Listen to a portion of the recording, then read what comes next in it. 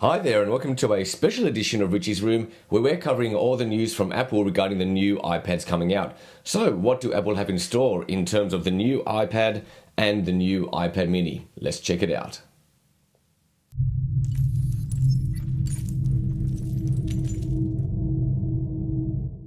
So before we delve into the iPad news, let's take a quick trip down memory lane to see where Apple have come from in terms of the progression of the iPads.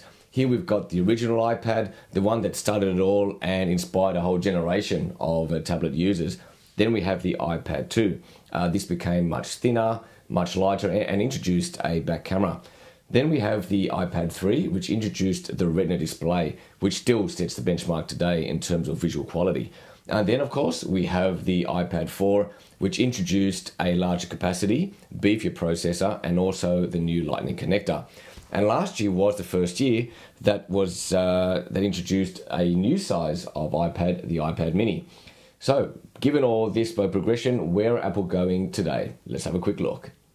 Alright, so let's start with the large screen iPads first. Apple are putting a dotted line between the old generation, if you like, and the new generation by renaming the iPad Air. It has a completely new form factor compared to the previous versions, which pretty much look the same, but obviously changed in specs and thickness and performance.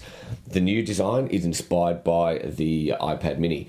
It's got a much thinner bezel and it's become much lighter and thinner. So it's only 7.5 millimeters in thickness, and it's only 1 pound or 450 grams in weight. So I can't wait to get that into our hands to test that out. The second part is that it also includes the A7 chip now, which has just been released with the iPhone 5S. So performance has been boosted as well, graphically and performance-wise for productivity and other apps. The second part of the announcement was the iPad mini, which, as expected, was boosted up visually with a Retina display, also moves to the A7 chip as well.